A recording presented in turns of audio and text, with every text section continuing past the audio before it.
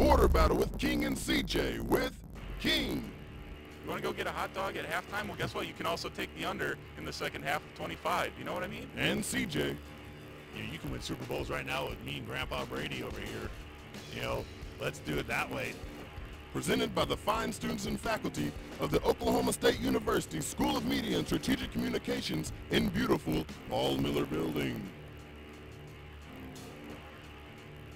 Broadcast live on KXZY OSU Student Radio. And now, live from Studio 318, it's Border Battle with Jordan the Great King and CJ the Viking Notch. Welcome back into Studio 318 here in Paul Miller Building. You're listening to the Border Battle with King and CJ. I'm King, he's CJ. We're back. We appreciate you tuning in Friday. For those of you who did, we appreciate you with Logan, Moser, and Big Chief Reed, Andy Reed Spencer. Although I have to say, after watching Reed's performance on Friday, this might not be a hot take. I don't know if it's a hot take, but I think his job security is probably... Reed Spencer's is probably better than Andy Reed's, if we're being honest with each other, at how well they do their job. So, good job, Reed. Good job, Logan. Again, as far as we're talking job security, I think Logan's right up there with Kawhi Leonard as well. So, I'm throwing the punches here early in the show. But Chris and I had a good time out in New York City. We're not going to tempt you any longer. We have a bag sitting up here in the middle of the studio.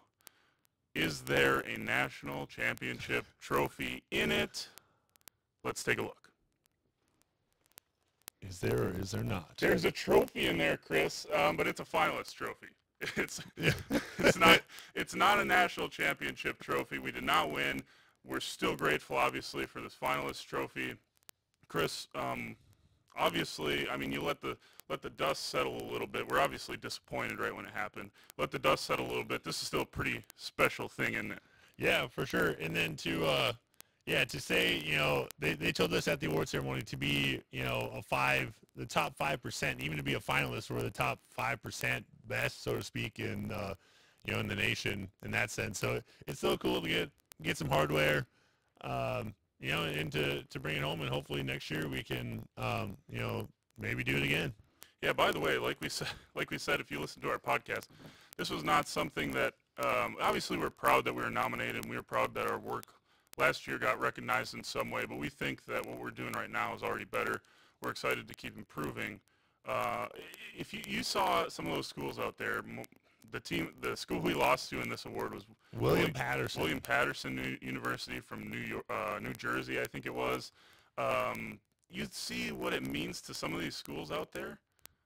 Yeah, they sent dozens and dozens of kids to this conference, and there Chris and I were the only two students from Oklahoma State University. And I will say, at least with them, you know, being closer, I will say it does, in a sense, probably help. It's more cost efficient, I think, for them, just because they're, like you said, I think it's New Jersey or Pennsylvania, one of the two is where they're from. But then, you know, on the same side, we had San Diego State behind us, and they had a good handful of people, and they're San Diego, you know.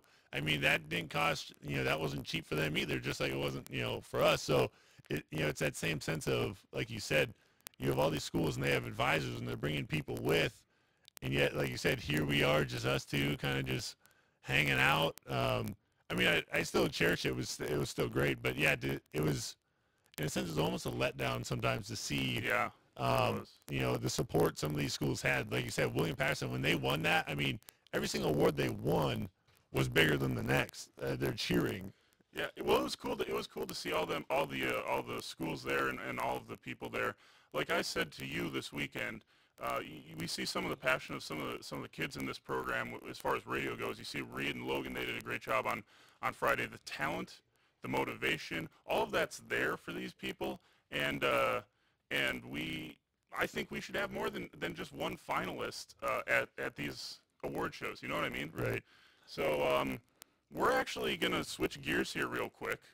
We're gonna shift topics a little bit. We have the Dean of the Arts and Sciences in the building.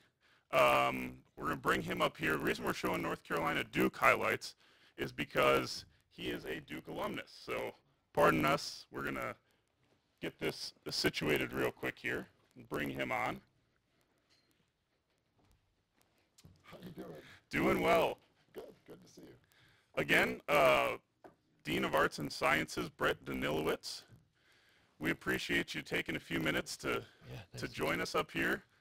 Glad to be here with you. And obviously we appreciate everything you do for us here at SMSC and the entire School of Arts and Sciences. So I guess we're going to start off. This is, after all, a sports show. You went to Duke. And Syracuse is an undergrad. So two pretty good basketball programs, and we saw there Duke, North Carolina. Duke won. That's a big rivalry. Is that something that's still a little notch on the belt when you get a win over North Carolina? Yeah, I actually tend to tout it to my friends who are really big supporters of sports teams, and I actually don't know any UNC fans here directly, but I know a lot of Kentucky fans. So whenever they come head to head, I do as much rubbing as I can. Yeah, we always say, you know, one of our audio people is a Kentucky fan, and we know the rivalry that goes with those two. I'm from Wisconsin, so I'm a Wisconsin fan. So I was a little sad when Duke beat Wisconsin, but that's all good and fun. So again, thank you for everything you do. When you look at some of the steps that College of Arts and Sciences makes, you know, we've taken some steps here. And you look at that, like, what do you feel when you look at some of the things that are being accomplished, you know, just here in the journalism building? Sure. Well, here in this building, there's 3 different undergraduate programs and graduate programs. But what's always impressive to me is the outcomes of the students. So the last 3 years, the top writing award in the nation is associated with the Hearst Awards, and a graduate from our program, one of our students, has won that each of the last 3 years. So top sports writing in the country, right here at Oklahoma State. And my understanding is that there's also the Broadcast Education Awards, and I might have that title a little bit off, but 2 of the last 3 years, top student here from Oklahoma State University. So, there are prestigious schools all over this country, but we are the most prestigious based on the outcomes of our students, and it's right here. And really, that's transformational from our faculty. So do you ever rub that in, being from Duke? Do you ever rub that in from some of the people from Duke, like, oh, look at our journalism program and stuff, like, look what we're doing? Okay, I do. I do have a network of deans across the country, and academic things I love to kind of toss with them. That's great. As far you mentioned you went to Syracuse before that. That's obviously a well-known broadcasting school. When you look at some of the broadcasting things, obviously you mentioned the writing, but some of the television, we're trying to hope radio can take the next step. Sure.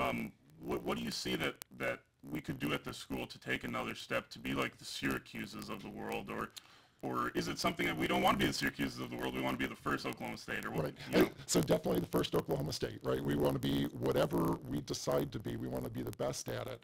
I think one of the struggles that we have as an institution right now for our programs is that we are really good. We have fantastic student outcomes. I mean, we are top 5 in research and sports media. We've got all these accolades, but we don't see those enough nationally. It's almost like there's a default sometimes to the University of Missouri, even to OU, to other places, which really do have good programs, but our outcomes are better. And when I talk to folks, they said, well, I didn't know about that. Okay, so our struggle is actually helping others see how good we are, and that is not just sports media. That's our StratCom program, our multimedia journalism. How do we work together as students, as faculty, really as an institution, to tell people how good you really are? Now I want to toot Professor Freeman's horn a little bit here as well, because he's the one that pushed us to take radio and this audio, entity and broadcast it, make it TV and simulcast and all, do online and all this other stuff. What can you say about the direction that under his watch this school has taken? Well, Dr. Freeman has been really motivating to a lot of our faculty. I think he has been, both with our faculty and our students, when they do really good things, he's trying to get them to competitions or to national programs. So he has really done a fabulous job reinforcing what the rewards are for good behavior. And if you know Dr. Freeman, or as I call him Craig, the energy that person has, it's the Energizer Bunny and a lot of coffee all in one. He is just so enthusiastic about this whole program. You can't help but kind of catch some of that. He's contagious. Right. You got anything else, Chris? Because I gotta say, now we're getting towards the NCAA tournament. We'll see if Oklahoma State gets a bid. I'm hopeful. But Duke's definitely in. What chances do you give them as far as lifting a national title trophy?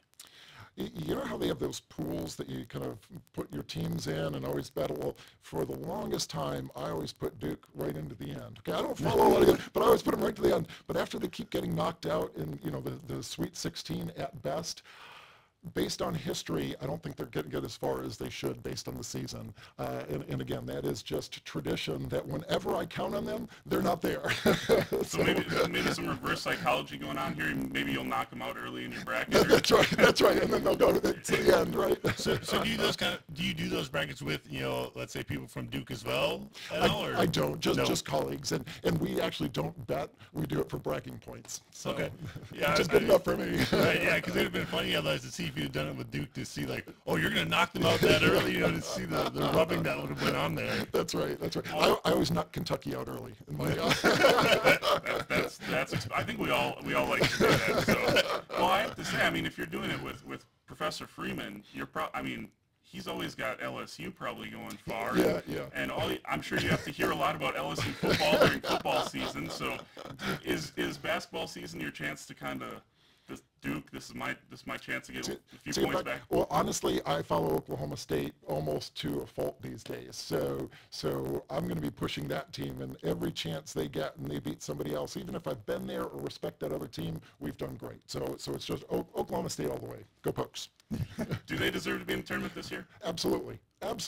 Because for whatever reason, when they face a top 10 team, they win. When you get to the pool, that's who you're playing against, is those top teams. And they seem to beat them. They come out in the clutch, and they just beat those great teams. Yeah, what case, I don't know how much you follow, but Mike Boynton, obviously first year here, is doing an incredible job. What can you say just on the surface level about what he's done? Yeah, for me, when I look at people that inspire me, again, it's the individuals that have energy, enthusiasm, and they expect you to be better than maybe you think you are. He does that same thing with the team that he's got. And, whenever they come and look that they're going to be, crushed by Kansas, somehow he motivates them to be that much better. So I have great respect for him. Awesome. Well, thank you so much for taking a few minutes out and joining us again. Glad to do so. Again, the Dean of Arts and Sciences. We're going to take a quick break. When we come back, are things starting to get a little boring for cowboy wrestling? We'll be joined by Pistol Firing's beat reporter Luke Garza to find out if that's true. That's next. We'll be right back on OSU Student Radio, KXZY.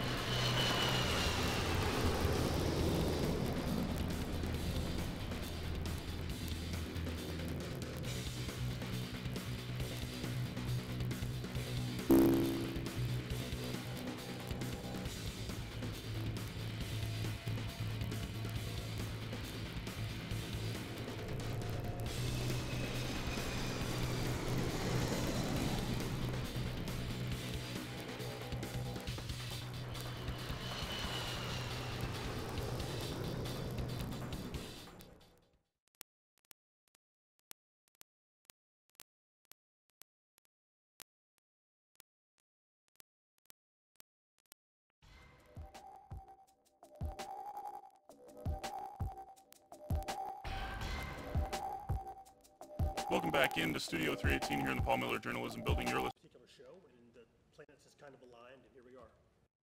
Having over 20 years experience as a professional actor, playwright, and director on TV and Broadway all over the nation, Kimball is more than qualified to guest direct. Kimball is excited for the production and has faith in his cast and crew to pull it off. Kimball encourages everyone, not just students, to see the show. Is that the case? Like, this is 6 straight, I believe, now titles, 4 individual titles. I think there was 2 seconds and 3/3 or something like that as well. And just a dominating performance over the next closest, which I think was you and I.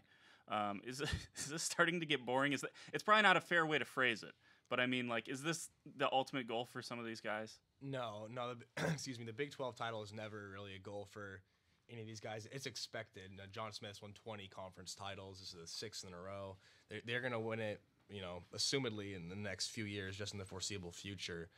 But they don't necessarily they're not the favorite to win the national title. Like, Penn State has that honor right now, and Ohio State is, not far behind them. And the finals are in Cleveland this year, so take that how you will. I'm not sure how much of an edge that gives them. But with that being said, they dominate the Big 12. OU's not, what they used to be, and the other programs up there, West Virginia, University of Northern Iowa, some of the other programs just don't have, like, the resources and the history that OSU has. OSU's kind of like a giant among boys, to, kind of phrase that there for you. They're just way ahead of the pack in the Big 12. And so there you see the lopsided victory there. But come nationals, it's not going to be like that. They'll finish in the top 5, I pick, and I think they'll be, a nice finish to finish in the top 3, but they dominate the Big 12, but not on a national scale quite right now. So, with Chandler Rogers, the third time's the charm for him. What was that kind of like maybe for him to, finally reach the top? Like you said, he's been there 3 times and he's finally gotten that elusive Big 12 championship. Yeah, well, his first 2 years there, he finished second. So right. His first year there, he gets to the championship round, loses. Last year, he's back. Okay, like, this is my year, loses. So this year, he's probably having some of the same things go through his head. Like, all right, I don't want to have that happen to me like the last 2 years.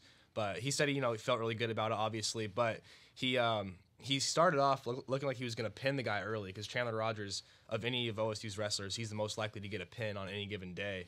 And he just came out firing, kind of got him to his back, and his opponent kind of twisted and turned a little bit, got out of it. And from that point on, it was just kind of a back-and-forth affair. But since he scored those first few points, that ended up being the difference. I think he ended up winning by 3 or 4 points. But after the second the match was over, like, John Smith went up to him and was like, "You're going to win a Big 12 title on your belly. Like, that's how you're going to win it." So that's never the end goal for the Cowboys, and that's never the end goal for John Smith and his wrestlers. Like, yes, it's good for Chandler Rogers to get that first one out of the way. And, he was obviously really happy about it, but Smith is always thinking big picture, and he's trying to get his guys to kind of get in that same mind frame, that same mindset. Because we talk about it so much. It's not, with him, it's not so much that you win, it's how you win. It's one thing to win, 10-9. It's another thing to pick up a tech fall 15-0 or pin a guy. There's a difference. Like, there's levels to it. How fun was it watching Dean Heil wrestle Bryce Meredith from Wyoming? Because, I mean, this is kind of a rivalry developing here now. Well, that was probably the one I was most looking forward to out of all the championship matches, because Dean Heil had a 55-match winning streak, entering this year, and that kind of added up. So he had 55 straight wins, and then Bryce Meredith ended that streak, and that kind of started the little slump that Dean has kind of gone through this season. And so when I saw, you kind of assumed that was going to be the matchup from the very beginning, and that ended up holding to form. And so when you saw that matchup, it's like, okay, here's Dean Heil's chance to avenge his loss. He's kind of picking things back up. He's won, quite a few matches in a row after losing 3. And so if he wins that yesterday, fans and everyone would be like, okay, like, Dean Heil is definitely back. Like, he's definitely, back to form. He just knocked off the number 1 guy in the country. And it was a really, really, really good match down to the very end. Dean Heil had Meredith almost, like, turned. He almost, like, got some back points at the very end. And I honestly thought it was going to happen. If he would have had 5 to 10 more seconds, we might be looking at, Dean Heil, 4-time Big 12 champion. But, Dean Heil winning the first 3, it must be kind of sweet for Bryce Meredith to, get that 4th one, that first one in his senior year, I should say. But I expect these two to face off again in March. And even though Dean Heil has gone through this little slump, and it's definitely puzzling, it's really hard to bet against him because he's one of those guys who he'd win 4-3 against some of the best guys. He'd win 4-3 against some of the worst guys. But he's someone who's going to make all the matches close. But more often than not, he's going to come out on top. And it's better for him to go through these struggles now than to be going off in the regular season and the Big 12 tournament and then start slumping in nationals. Maybe now he can kind of figure out what's going on, and then he has 2 weeks before nationals to really give it one last shot. Well, I was just going to say, it's not the end, obviously, for him here. He's, like you said, you won't bet against this guy to, possibly get his third straight national title, because, like you said, he's been dominant over the course of the past 2 years, and, slump aside, like, I don't think, John Smith probably does. Well, he probably does. But I don't think really Dean Heil, do you think he cares that much that he lost 2 or 3 matches, whatever it was, in the regular season? Oh, yeah. Absolutely, yeah. He definitely cares. Being someone who expects to be a national champion, he's always seeing, number 1 next to his name. And not that I'm not saying he cares about the rankings and stuff. You kind of, like, as an athlete, you don't think about that. At least that's what I've been told. I'm not in their shoes. But you kind of have to ignore all that outside noise. But to not be where you were the past couple years, that's got to be, pretty detrimental, like, mentally, especially considering, it's your last year. You have a chance to win 3 titles, really, really cement yourself as one of the greatest OSU wrestlers of all time. And for a guy who hadn't lost in over a year before this year, it must be puzzling. And it's definitely something that's getting at him. And, but he has the best coach in the country to kind of talk about those things with. And, Coach Smith has said he's seen a lot of wrestlers go through slumps mid-season just to come back at the end and, become a champion in March. So it's not over for Dean. I know this is bugging him for sure, but you can never count him out, like I said earlier. It's kind of like you can't really count out LeBron James to make it to the finals. You can't count out Tom Brady, even though, they lost the Super Bowl this year. So he's just one of those guys. He's in that echelon that you can't really you can never really count him out until it's all said and done. Good old Patriots fan in the middle here. Real quick, so talking Jacob Smith, what's it been like watching the role he's kind of been on at the end here? He had the quick pin, to get himself to go to Cleveland this year. What's that been like, kind of watching him kind of hit this hot streak? Well, it's Jacoby Smith. Excuse me. Yeah, he's the most entertaining wrestler to watch for me. He's so strong. He just kind of out muscles and out physicals per se his opponents. He was a guy that didn't have, D1 experience before this year, but he came here and he's just kind of he had a leg injury that he suffered against Missouri on January 27th, I believe. And so he just came back this weekend, and it was really good to see him get that first pin. He ended up losing to the number 1 ranked guy in his bracket, and that guy ended up winning that weight class. But it could have gone either way. There was one scramble that went, his name's Max Thompson, I believe, and went his way instead of Jacoby Smith's. He just kind of got turned there, and those were the points that ended up, granting him the victory. But, Smith came back, got another pin, finished 3rd. And I think that's kind of like, that's a good finish for him, having that be his first action back from injury. He's been a really entertaining wrestler. Other than Cade Brock, he might be the most fun one to watch on the entire team. And so I'm looking forward to see what he does in March as well. When we're talking Coach Smith, you talked about how sometimes enough's not enough with him, and maybe to a fault, but excellence is what he demands, and he knows obviously what it takes to win a world championship. And do you think that's, my first question is, do you think that's the approach that he brings? You're not wrestling in his eyes. It's not if you can win a Big 12 championship. It's, are you wrestling to the capabilities of winning a national championship, an international championship? Is that kind of how he views things, like the lens he views it through? Yeah, I think anytime you have an athlete that's had just the amount of immense success that John Smith has, you're kind of always looking to push your guys, because he didn't get to that point by stopping when he thought it was enough. He got to that point by pushing his limits, and then once he thought he got to that limit, pushing that limit even more. So as someone who's won gold medals, as someone who's won national titles like John Smith, he probably sees his wrestlers and is like, okay, you think you can do this much, but you can actually do this much. And then once they do that much, he wants to see them do this much. He wants to see them push their limits, time and time again. So like enough is never enough. Like it's what it's always been with Coach Smith. Almost every interview I've had with him, like in a group setting. I've never had any one-on-ones with him, but he's always looking for something more. He's rarely sitting back, arms folded, like satisfied, please, like, clapping along. And that's not to say that he doesn't encourage his guys. He does that a lot. He's one of the most animated coaches in college wrestling, but he's always trying to get more out of his guys. And I think that's what's made this program so great. You look at a guy like Nolan Boyd, who was a walk-on here a couple of years ago, and he ended up being a 2-time All-American. No one expected that out of him, when he came here. So he just kind of turns guys and kind of shows them their full potential, I think. And it's up to them to realize that potential and to work for that. But, he drills it out of them, I think.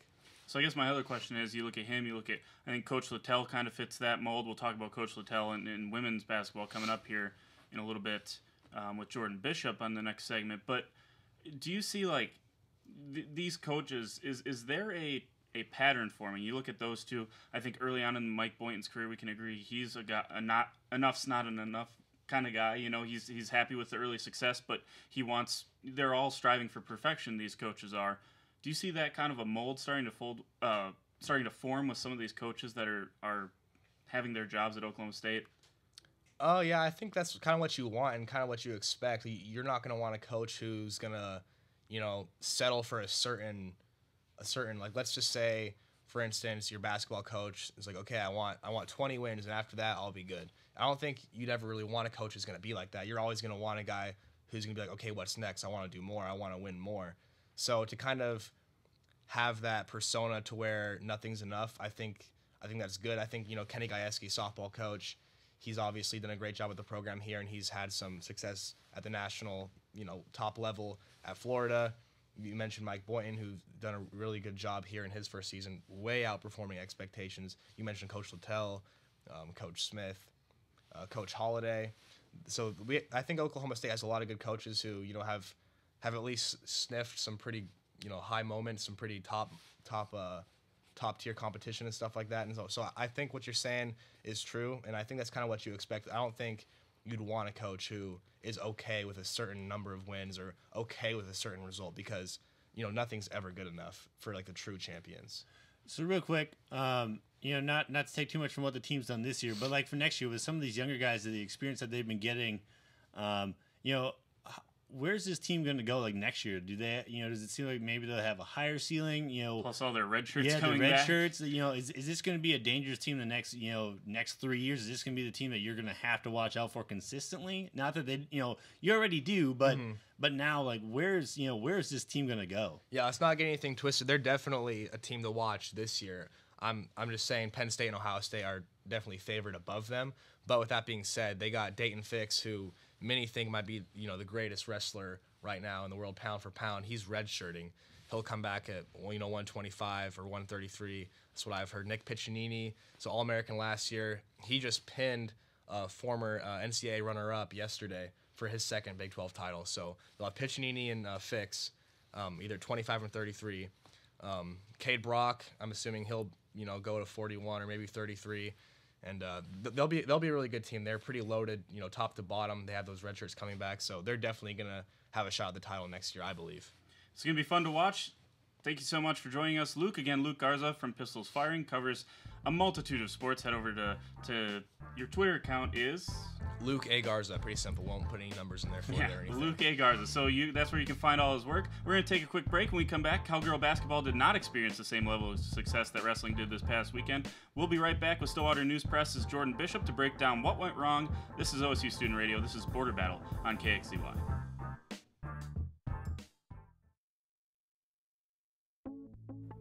Hi, I'm Gina Noble, and I'm the mayor of Stillwater, Oklahoma. Stillwater, Oklahoma is anything but still. We are a vibrant community, and we are conveniently located near Oklahoma City, Tulsa, and Wichita, Kansas.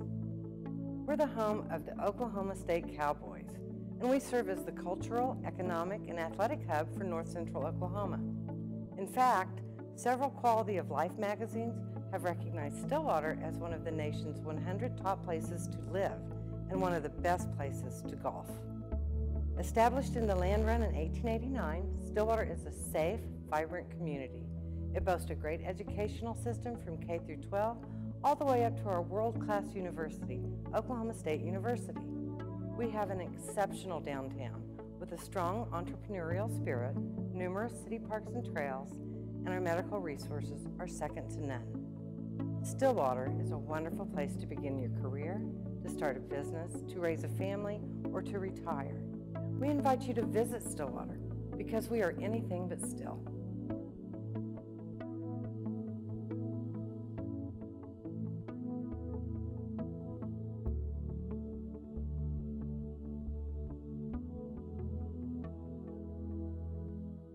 Think you're not involved in your community? Think again. Spending your money with local businesses is more than an economic choice. It's a way you can have a say in the look and feel of your hometown. This spring, I invite you to shop in downtown Stillwater. Downtown Stillwater is home to locally owned shops, boutiques, eateries, and dependable professionals that you can trust. Find the perfect gift for your graduate, have a delicious meal with mom, or just stop in to enjoy great spring savings. By creating a demand for local goods and services, you can ensure a place for the local businesses that help give our community character and keep it unique. On behalf of Downtown Stillwater, thank you for shopping local.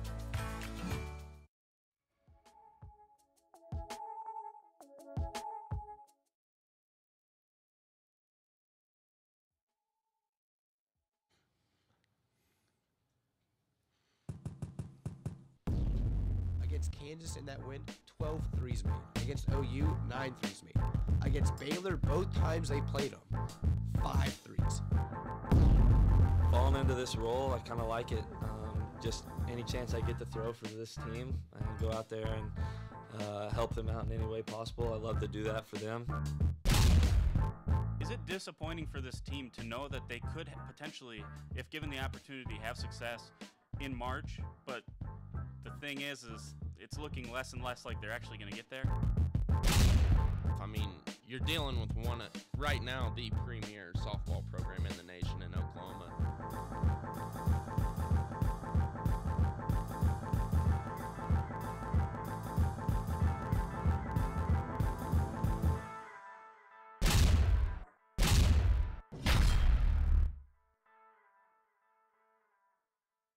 Welcome back into Studio 318 here in the Paul Miller Journalism Building. You're listening to the Border Battle with King and CJ on Suddenlink Channel 112, YouTube Live, Border Battle On Demand, Facebook.com/Border Battle Show, and OSU Student Radio KXZY.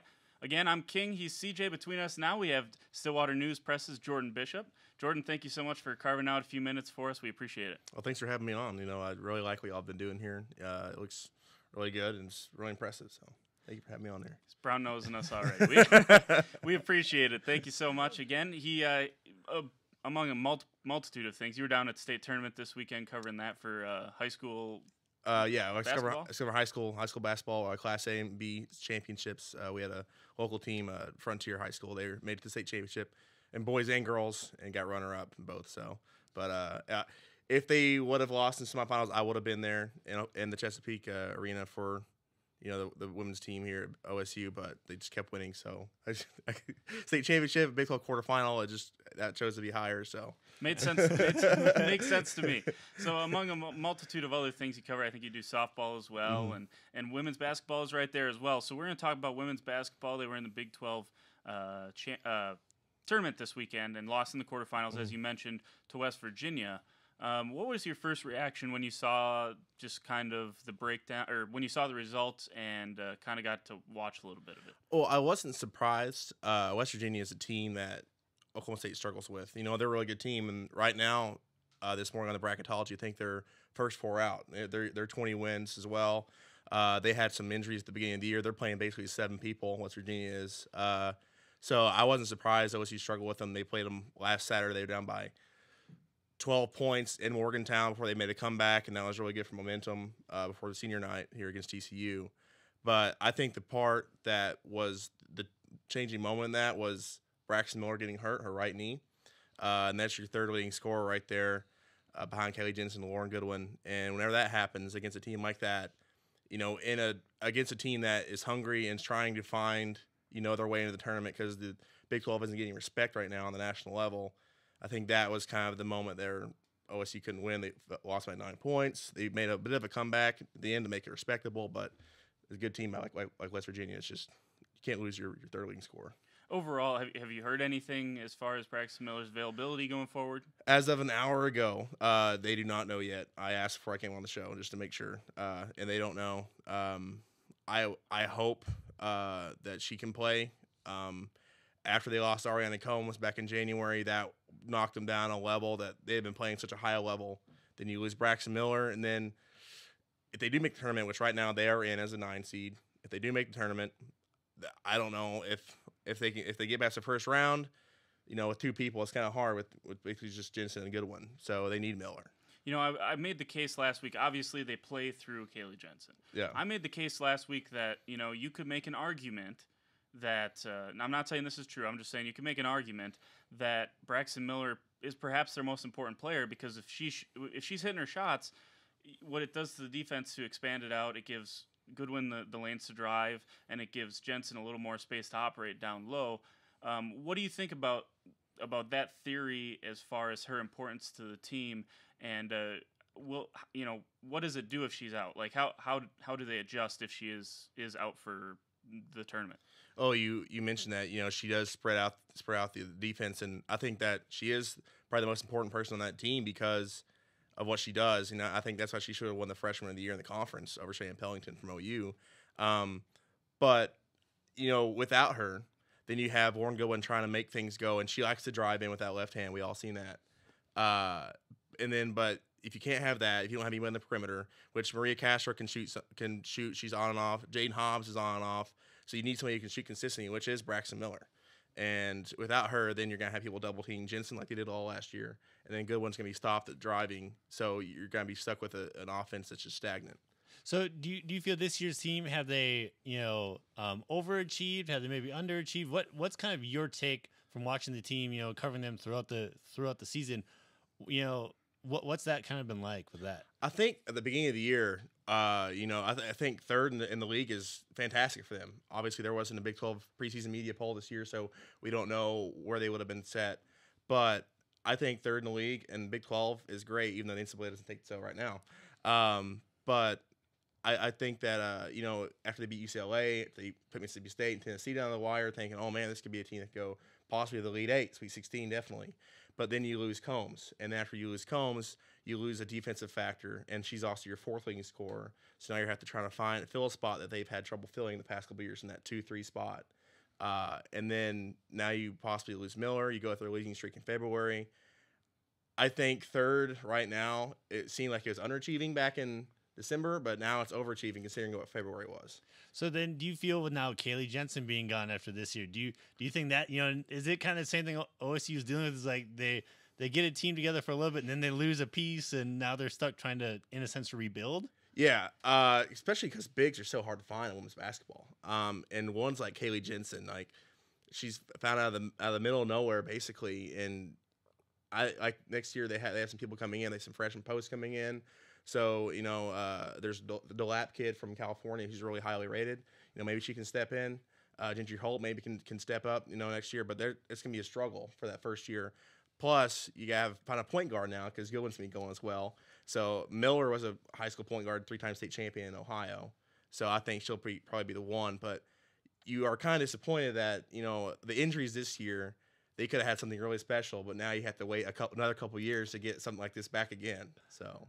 By the way, I just want to make it clear to everyone that over those 4 years, Braxton Miller, the best Braxton Miller in the state of Ohio, because there was a quarterback that went to Ohio State University that was a pretty good player, but I think we all know who the best Braxton Miller in the state of Ohio was.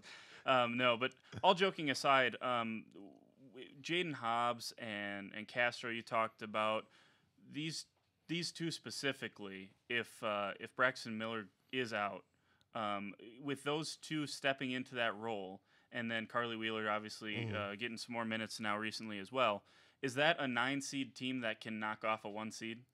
No, because in women's basketball, the 1 seeds are just impossible to beat, especially because the way they do it in the women's tournament, you play on their home court. And right now, where they're at in the brackets is they're in Notre Dame's region. Yep. Notre Dame is number 1 in the RPI right now, which I don't really get because why isn't UConn number 1? They're always number 1. But yeah, it's just, it's hard in the men's tournament anyway to be number one team, but it's doable. It's on a neutral court. But in the women's tournament, you're on their home floor, so it's even more impossible.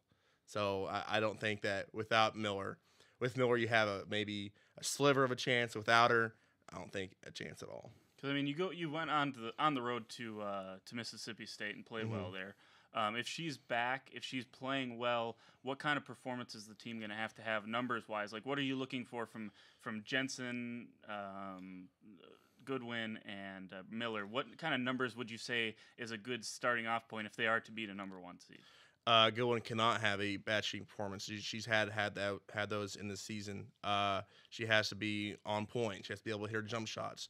Jensen has to be able to get putbacks. She's gotten blocked sometimes going against bigger posts, especially at Baylor, which they have two monsters down there. And then obviously Miller, you have to make sure she can play well on that right knee, make sure there's anything lingering, and obviously you got to make sure that you have a fourth scorer as well. If you don't have a fourth scorer, you're playing 3-on-5 against number one seed in the country. It's not going to look good. That's what helped them out so well against Mississippi State was they had Combs, who even though she averaged 8 points a game, she had the defense that could limit one of their wings, which right now Maria is a bit of a liability on defense, and Jaden is a bit of a liability.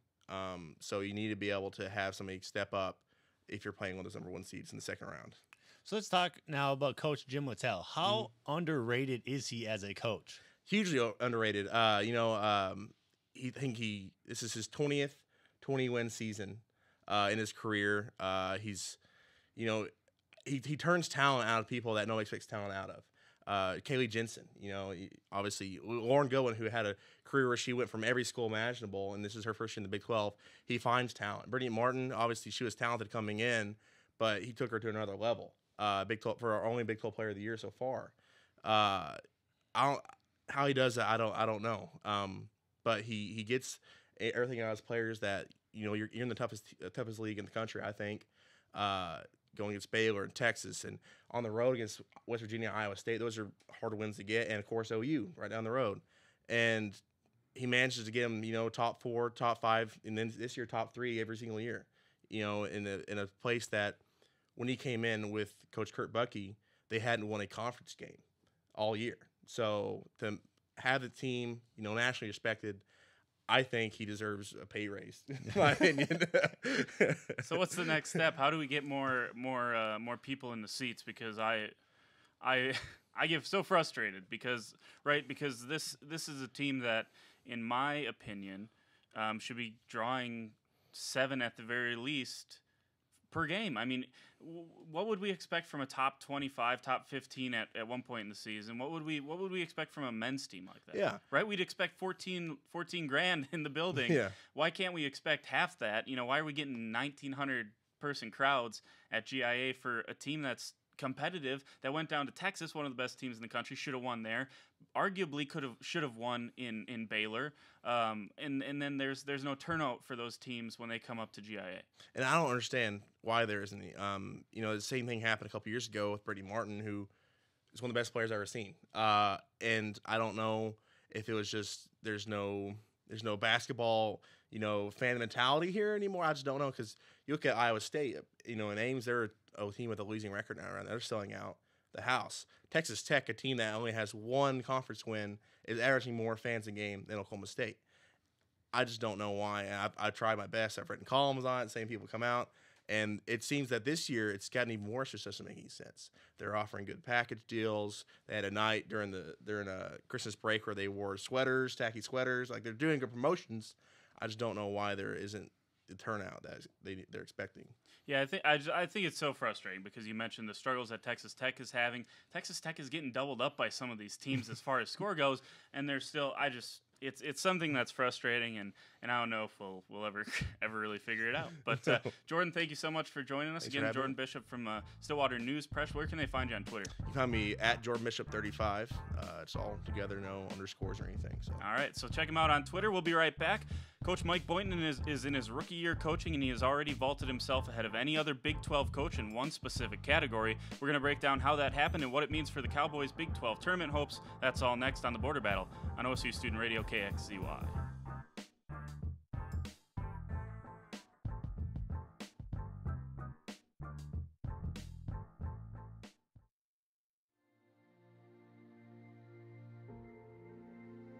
What is arts and sciences? We aren't all about the arts. We like to think of ourselves as explorers. From exploring the human mind to discerning the building blocks of the universe. We don't just read books. We don't just sit in the classroom. And we don't just solve problems. We seek to give everyone a voice. In a variety of approaches. We tackle the big issues. By understanding complex social structures. And even understand the small ones. We take passions to new heights. But stay grounded. We tell stories. Of the past. Of the present. And work to predict the future. We like to think with a little preparation. Some dirt under the fingernails. And some self-analysis. You can do anything. With nearly 100 degree plans to choose from. Where will your arts and science degree take you? Connect, achieve, succeed.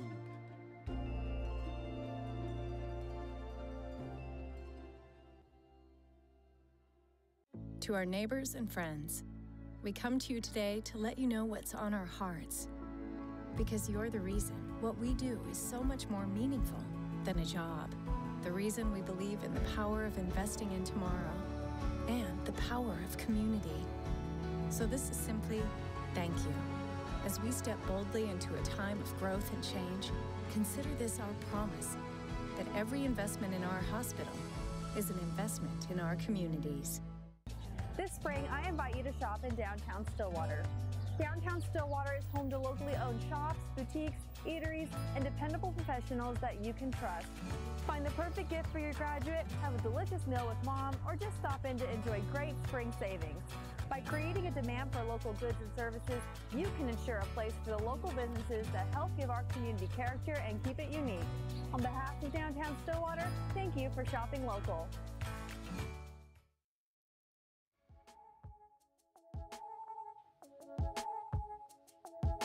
Welcome back into Studio 318 here in the Paul Miller Journalism Building at Oklahoma State University. You're listening to the Border Battle with King and CJ on Oklahoma State Student Radio KXZY, Suddenly Channel 112, Border Battle on demand on YouTube live, and then Facebook.com/Border Battle Show. Chris, I said when I made these highlights, I'm just here for the Lindy Waters 3.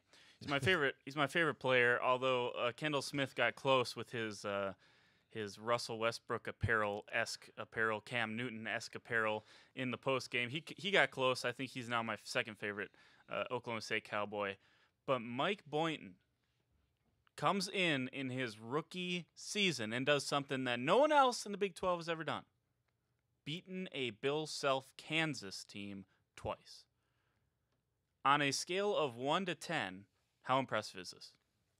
Oh, man, it is a 10. I mean, to be the only, I think it's also the only Big 12 team to actually do it. Correct me if I'm wrong. Yeah, he's the first Big 12 coach to ever do it. Yeah. Since Bill Self actually used to play for OSU, was the last time Kansas actually, I think, was double swept by, I don't know if it was OSU per se, but no, yeah, I mean, it's as impressive what he has done in the way he has gotten his team with, some of the issues they had at the beginning of the season with, all the legality issues, and to get his team to play the way they do, especially against these top 10 ranked team, ranked in the top 10 for these teams, and they come out, they're throwing haymakers. You saw it against Kansas, in some of the highlights, they weren't afraid. David against Goliath, and it was like David was Goliath at the same time. Yeah. What? So David is Goliath at the same time. Yeah, it's one of those things that I always say, like Goliath was like the massive guy, right, like, to beat, but in a sense, like the way it was played out, Kansas was almost like David. Yeah. Oh, okay. In that sense, sure, that's sure. where it's like really it was like OSU was David and Goliath at the same time. Okay. You caught me off guard there. I didn't quite understand that. But yeah, okay. I sort of get it now. So obviously an 18-point win. On a scale of 1 to 10, the impressiveness of this is at about a 25 or 30 for me. We're talking not just any Kansas team. We're talking Bill Self. We're talking Naismith Hall of Famer. We're talking one of the greatest college coaches ever. And I don't think that's a hot take to say that. I think he is one of the greatest college coaches ever. And he's sitting at a podium saying, we won this conference by 2 games, and we're nowhere near as good as them. That's what he said. Yeah, he no said one we weren't fears them. close. Yeah. And for Mike Boynton to come in his first year and do this is absolutely incredible. We just heard Jordan say Jim Littell needs a raise. Maybe Mike Boynton needs a raise. Because, quite frankly, one of these upper echelon legendary programs has a bad season down the road here. Not going to be long before someone offers him great money. Now, I'm not saying Boynton would take that. I'm saying it's going to happen. And, money speaks. Brad Underwood left for a pay raise. That Iowa team was embarrassing, or Illinois team was embarrassing this year. But he's getting paid more. So, and quite frankly, he's not going to. Brad Underwood was not having the success that Boynton had this year. Not a chance. There's no way he gets to 18 and 13 or whatever they are right now. So this is incredible.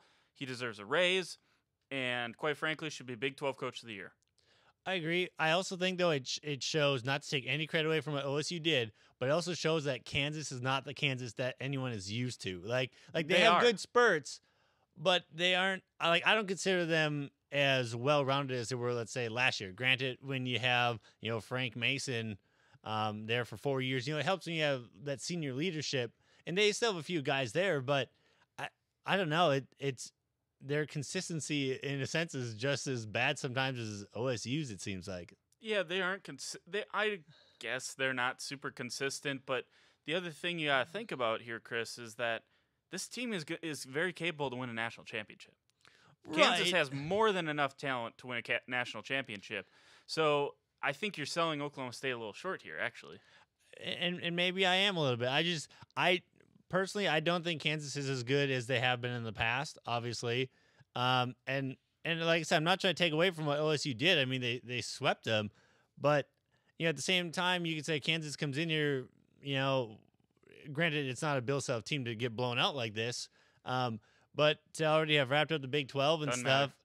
I get it. As a coach, it doesn't matter. But as a player, something was obviously off with the players. They obviously just came in okay, I guess we have a game. It wasn't the normal Kansas team you see. Again, to me, you don't know what Kansas team you're getting. Again, I think you're selling Oklahoma State short here. Really? Bill Self does not have the legacy he has by saying, we wrapped up. This is what we just talked about with Luke. He did not say, we wrapped it up, go out there and play. That's not how you become a legend in this business. Right. And Bill Self is a legend in this business. He did not make all the money he's made. He did not win all the games he's won by saying, guys, we've wrapped up the Big 12 title.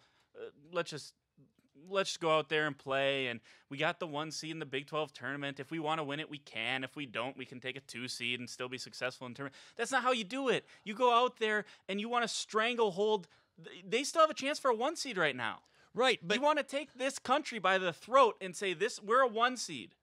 Right? Right, but I'm not talking about Bill Self. I'm talking about the players, team. I know, but you have to prepare that way. You're preparing your players. Right, you're supposed to, but if the players don't take that in, there's I know he took some of the blame. I know he said, his game plan, it didn't work the way he thought it would, and they've got to go back to the drawing board. I get that. But at the same time, you have a game plan. Your players have to be the ones that execute it. And but so you're saying Kansas's players don't want to be a 1 seed. I'm not saying that they don't want to be a 1 seed. I just think at times it's like they're not fully engaged in the game. That's what I think. I just don't think they're always, it seems like if shots aren't falling, whatever, then they're just kind of, they try and get through it, but they don't have someone, it seems, at the time to always get them there. Like Graham is good, and so is I forget what his name is, number 10 for them, but Steve Mikhailuk. Mikhailuk, yes. It's a fun name to say. Graham is good. He's the Big 12 Player of the Year, not Trae Young. I know. That's why I say he's good. What do you want me to say? He's great?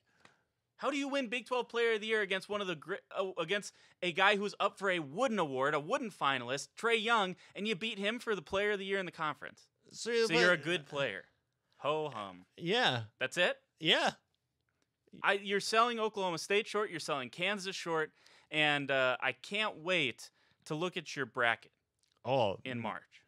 Which, by the way, Chris, we should mention to all those viewers at home, listeners on the radio, viewers on YouTube, viewers on Suddenlink Channel 112. Anyway, you're listening to us or viewing us, if you would like to, we're going to hold a bracket competition.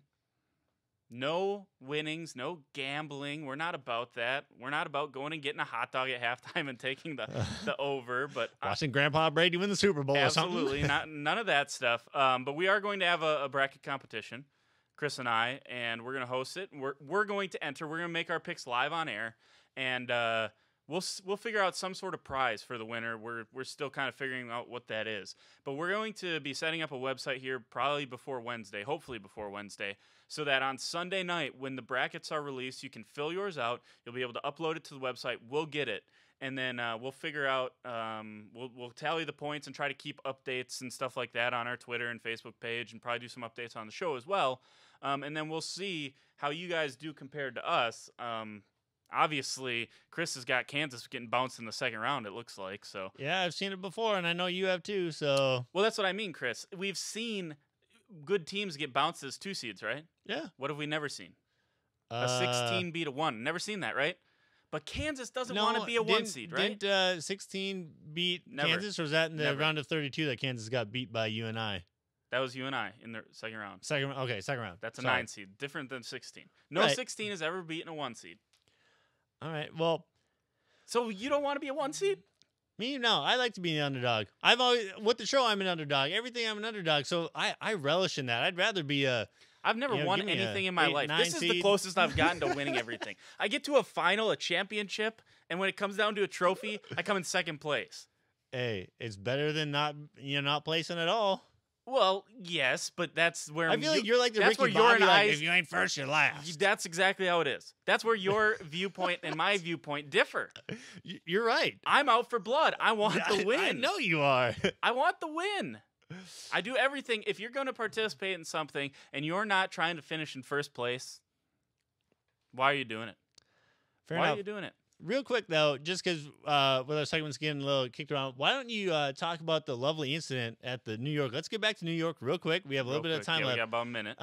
Why don't you just give a quick, brief explanation of the excitement with our extra roommate we had? Yeah, we had... Chris and I are sitting there. We're just trying to have a good evening. We're eating pizza, sitting there. And I got crap for eating Sbarro's pizza, not getting a New York style. Who cares? I don't even care. Don't worry about that stuff. We're sitting there eating pizza. I got to expedite this a little bit. I hear a sound. A mouse drops out of our shades. We get upgraded. That's the expedited story. If we have more time on Wednesday, I'll try to share a few more details about it, like Chris jumping on the bed scared of the mouse. Anyways, thanks for joining us. Have a great Monday. On Wednesday, we're going to break down OSU's basketball's Bedlam game in the Big 12 tournament. Plus, what are the keys to replicating the performance at GIA a few weeks ago? We'll tell you all of that on Wednesday. For CJ, the great crew around here, I'm King. Thank you for listening to The Border Battle on OSU Student Radio, KXZY.